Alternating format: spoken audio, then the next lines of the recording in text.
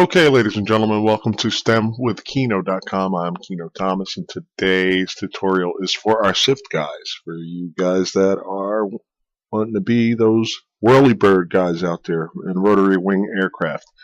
I have a special tutorial or special video for you guys. We're going to be departing Trenton Mercer Airport, and we're going to go to Robbinsville Airport.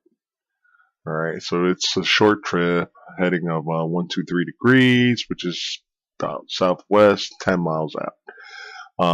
We are going to just go there. I was setting up a video, but instead of a startup, since this is a new aircraft that we're going to be exploring and doing, I'll be doing my research on. This tutorial is kind of geared towards that, and I'd like to. Let's see here.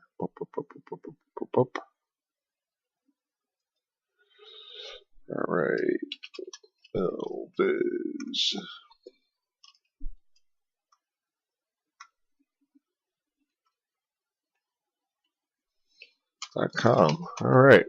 So, for all my guys, my SIFT guys, this is where I got the aircraft from. Milviz.com, Military Visualizations. I'd like to give a special shout out to Ash that assisted me with a problem I was having.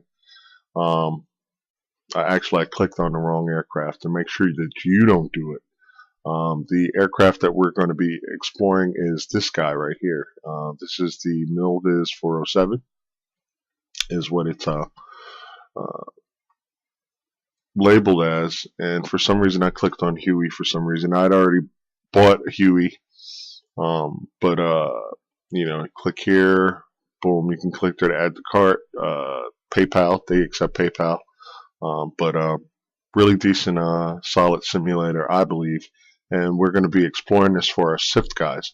I am looking for the OH Kiowa, OH-58, yeah, I believe it's the OH-58 Kiowa, but I thought that this was a really good model to start out with, because there's a procedure, number one. A lot of the, I guess the, what do you call it, I guess the base aircraft that come, I don't believe they come with a procedure as far as I know, but this one does. And it's pretty cool. You can see the semi-rigid assembly here of the main rotor. You can see the swash plate and all that and everything, which I thought was pretty cool. So basically, okay, we're going to be departing Trenton Mercer Airport. We're going to Trenton Robbinsville Airport in November '87, and that's pretty much going to be the trip.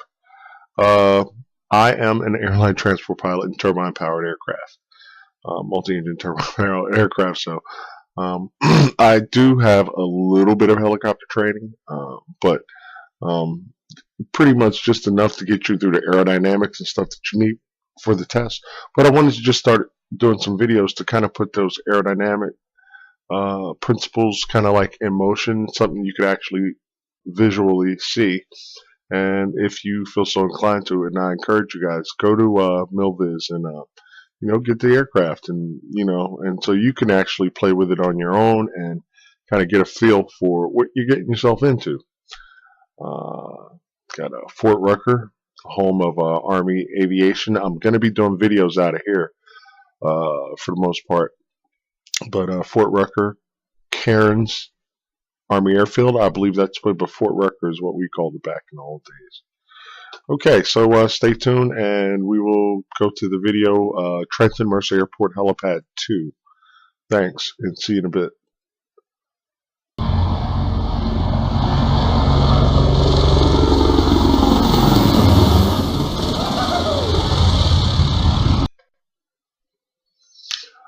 Okay, ladies and gentlemen, welcome to the simulation part. Let's see where we are.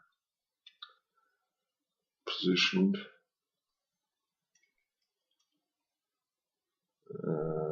Let's look at the top-down view, because I'm not really familiar with all of these outside, top-down. 2-4. Okay, that's pretty cool. We're actually at the Army Reserve helipad 2, so I'll remember that. That we're like at positioned at the Army Reserve helipad at Trenton Mercer Airport. So let's see here. Let's get in let's close in outside lock spot. Favorite. Now the cool thing about this is all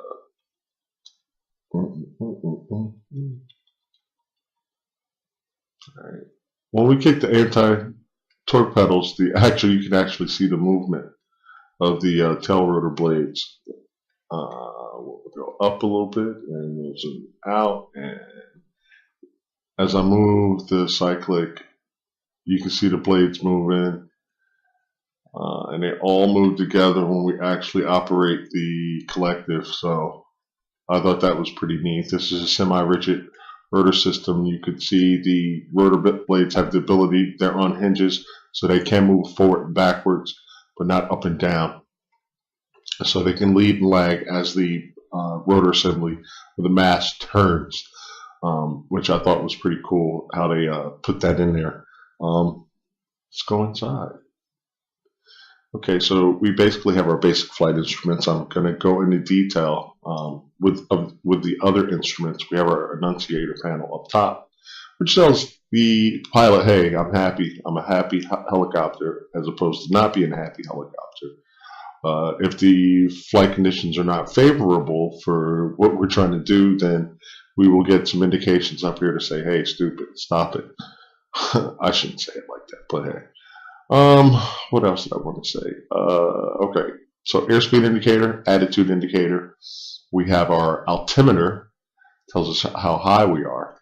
Airspeed, well, let me come back. The airspeed indicator tells us how fast we're flying through the air. The attitude indicator is an artificial horizon for instrument meteorological conditions, and the altimeter is here. We also have our vertical speed indicator that tells us how far we are, fast we are, or rapidly we are climbing and descending in hundreds of feet per minute, and we have a directional gyro. Now I do want to come to this directional gyro because, as we said, our heading, and let's see if there's a heading bug. There is a heading bug. We're going to set it to about 123. The nav flag is in the way, so we'll just point it to about 120, which is right there. I can see it under the nav flag. And the course selector, you know what, maybe we're going to see what we can do as far as radio navigation. I wasn't really planning to do that, but we'll just go ahead and set that up.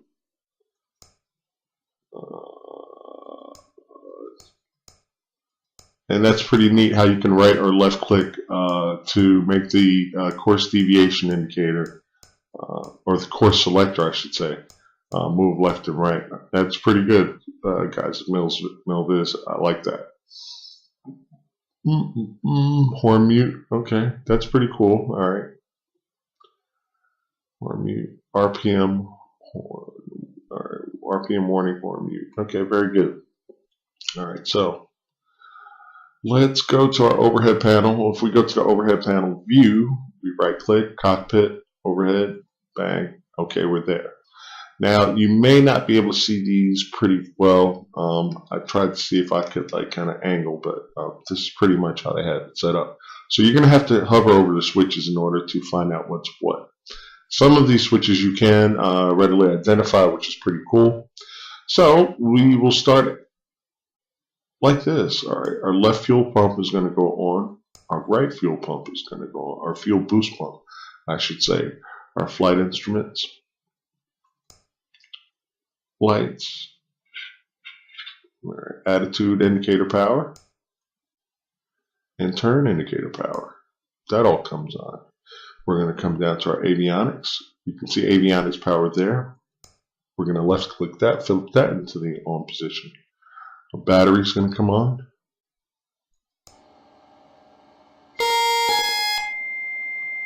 And our generator is going to come on.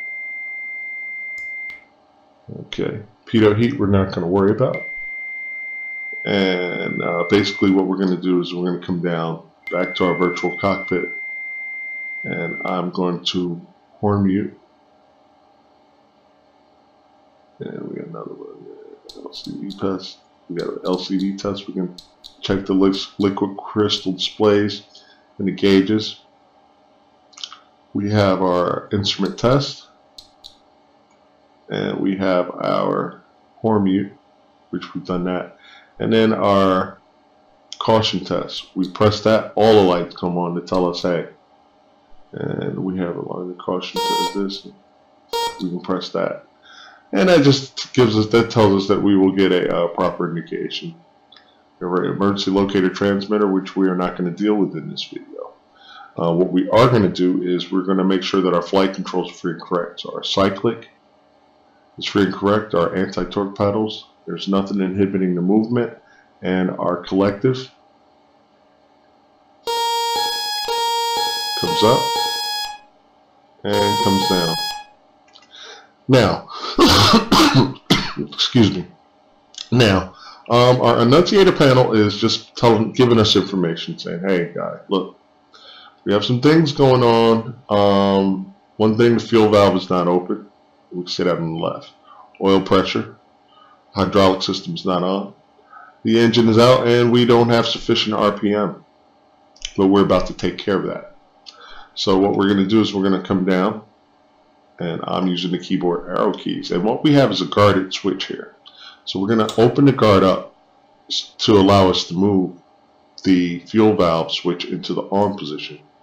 After we do that, we put the guard back down, so we lock it into the on position. So this is up right now so we can have freedom of movement of the switch. And if we don't want freedom of movement of the switch, i.e. if we're parked and we want it in the off position, if at the end of the day of flying, and when it's on, we want it on. We don't want to inadvertently hit the switch and move it into the off position, because if we kill the fuel,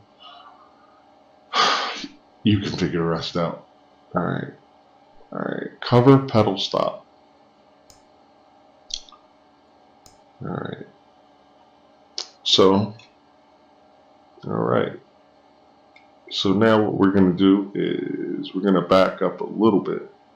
And I just wanted you guys to see some things that go on with the annunciator panel as we fire this thing up. One thing I did want to do while I'm here. Alright. Let's see our nav, COM1, COM2. And I have the very basic setup. Alright.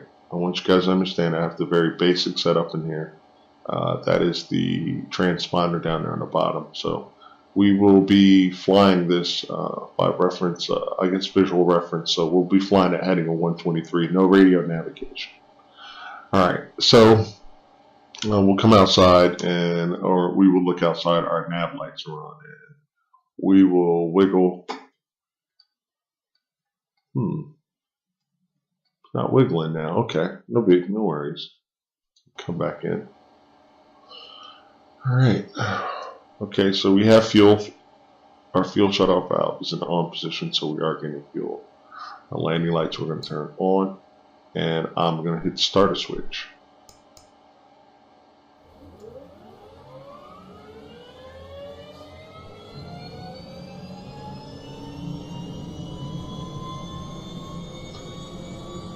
And if we look up, we should see a spinning main rotor. Okay, and we have on our annunciator panel, which I wanted us to see, we should have a start and auto relight. So start, auto relight is there.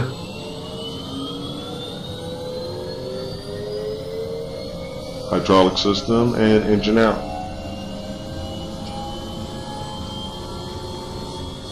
Okay, so auto start relight has gone out.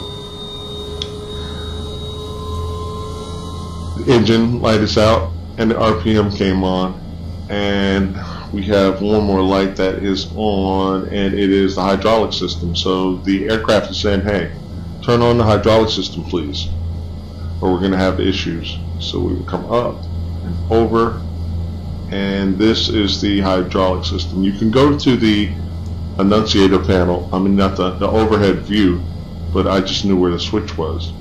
So we have a happy helicopter. Okay, the annunciator panel, all the lights are off. We've started, and we're looking good. Now basically how we're going to get the bird in the air is we're going to raise this collective. You won't see it, I'll be operating the control, but we're going to raise the collective. It's going to change the angle of the rotor blades to take a bigger bite of air, and that's how we're going to get our lift going. Alright, now what I recommend is as we rise we pick out something out there way far out to maintain our directional orientation. So let's do it. Alright, and I think the nav flag is still on because we didn't set up the radios. That's really, I guess, for the radio navigation to tell you the nav. So I'm lifting up on the collective, just really nice and easy. And I know what's happening. My lovely controller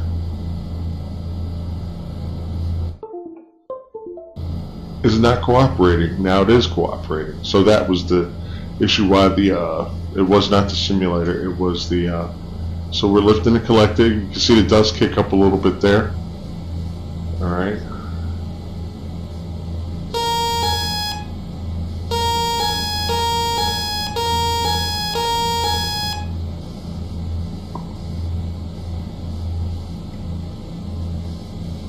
Okay, we're off, folks. We want a heading of about 123 degrees, which is pretty much what I got the course deviation indicator set. So we're going to gain a little altitude and we're going to get some forward flight going. And then actually what we're going to do is we are going to start. So I will gently push the collective, which is to stick between our legs, forward, and we should get some forward motion. And the cool thing is you can hear the slipstream of air slipping past. We can see our airspeed indicator building up. That is a good indication. And we're actually going to turn on course.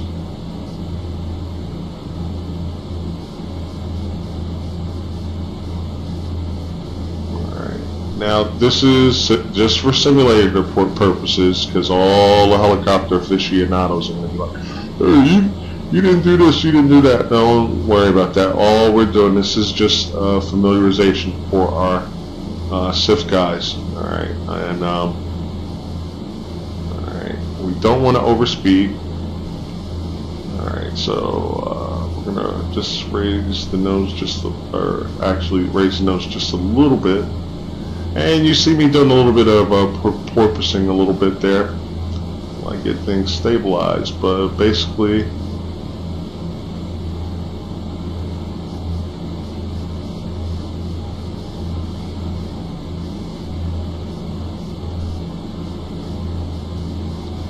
so we should be crossing over the township of Ewing Township and then Trenton, the capital of New Jersey, and I can see the Channel 52 tower.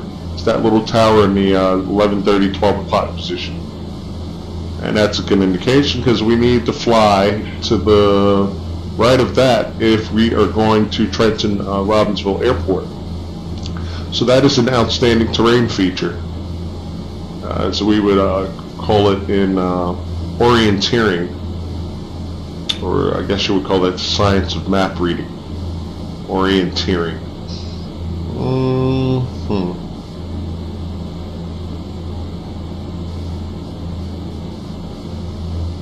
Now I want to say that this blue area here is the reservoir in the city of Trenton.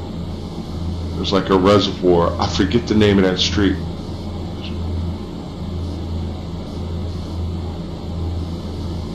Quaker Bridge Mall is over there by that Channel 52 tower.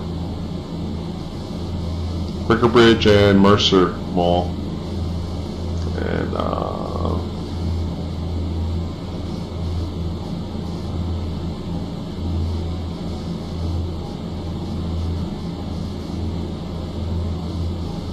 okay, let's stay on course here.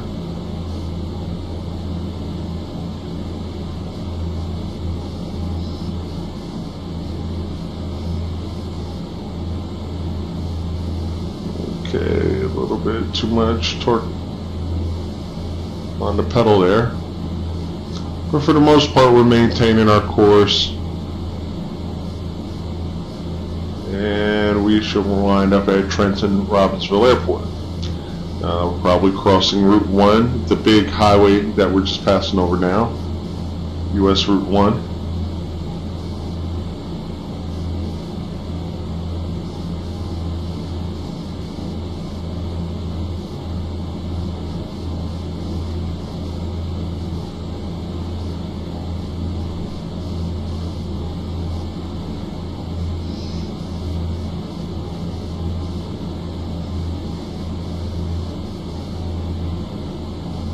Staying kind of low because I'm trying to see how many land features I can identify.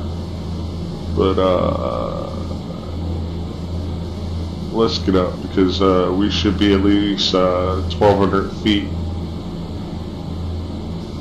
I want to be about 1,000 feet above densely populated areas, and the city of Trenton would be going through Hamilton Township and all that. Those are densely populated areas, so let's go ahead and gain some altitude. Did want to kind of see what was kind of realistic as far as the simulator goes, not the aircraft simulator, but the actual platform of Flight Sim.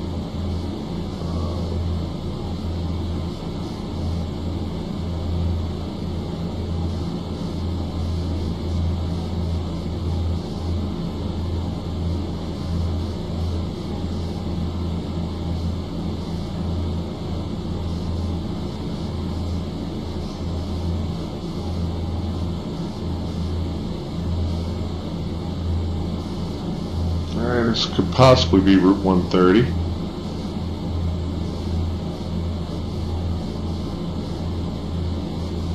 And there's Robbinsville Airport in the 1 o'clock position. Alright.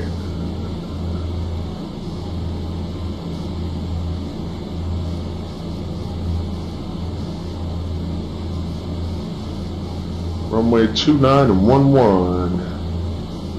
Let's take a look. Yep.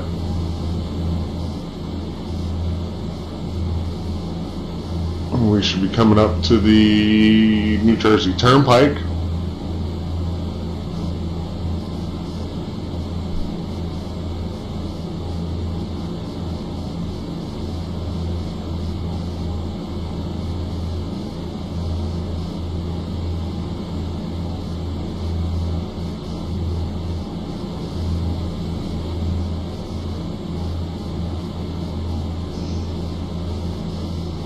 Yeah, Robbinsville traffic. Milvis 407 is downwind, runway 29, Robbinsville traffic. Now this is a non-towered airport, and so we would self-announce on a common traffic advisory frequency.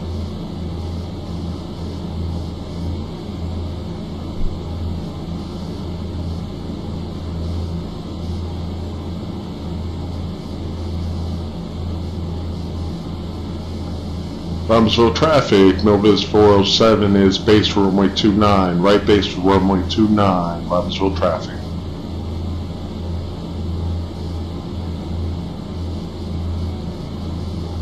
Alright, let's not screw this up, folks.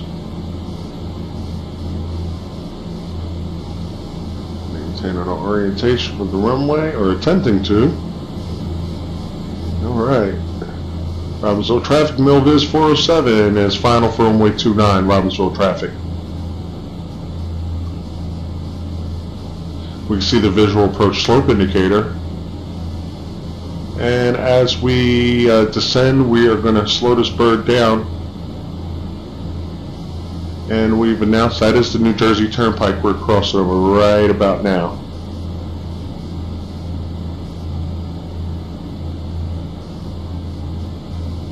See that truck? It's pretty neat.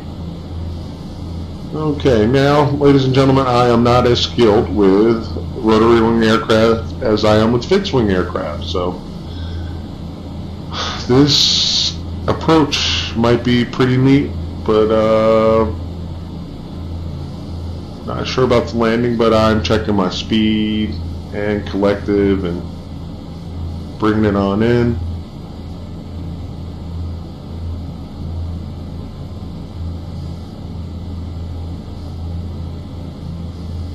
A little lower than I'd like to be, and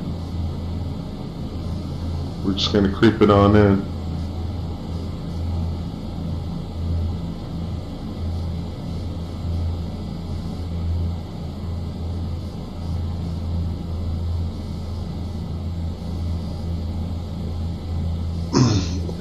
Yeah, I am moving very slow because, you know, flying a helicopter there's a lot of aerodynamics that is involved, and trying to make this look very good, or as best as I can make it look. So I have slowed down.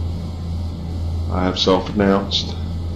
Okay, we're back on our glide path.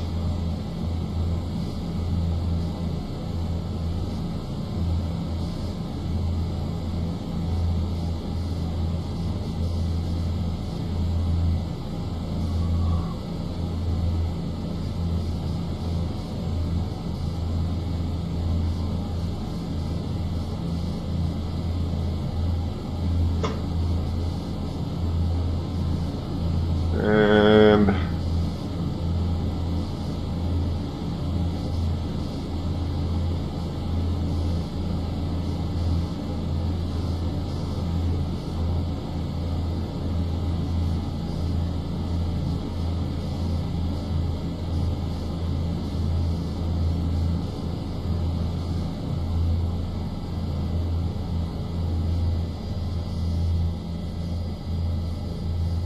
okay, hey, so that's not bad for government work.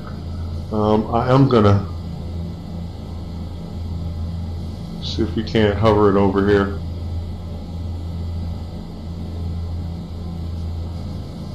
It's the hangars. And very nice and easy. Nice and easy. We have skids, so although we don't want to beat them up tremendously, I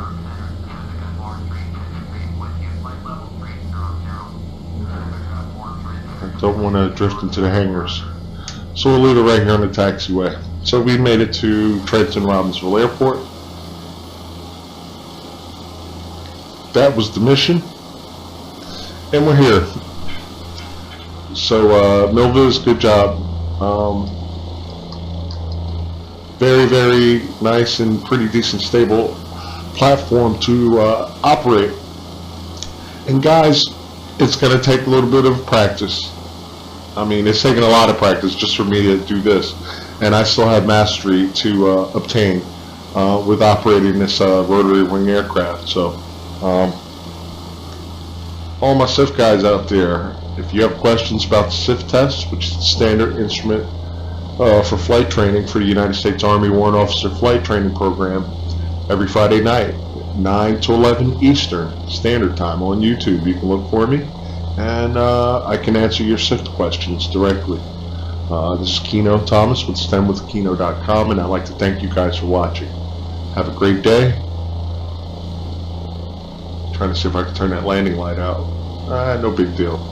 Okay, but hey, welcome to Trenton Robbinsville Airport. Thanks for watching. Have a great day.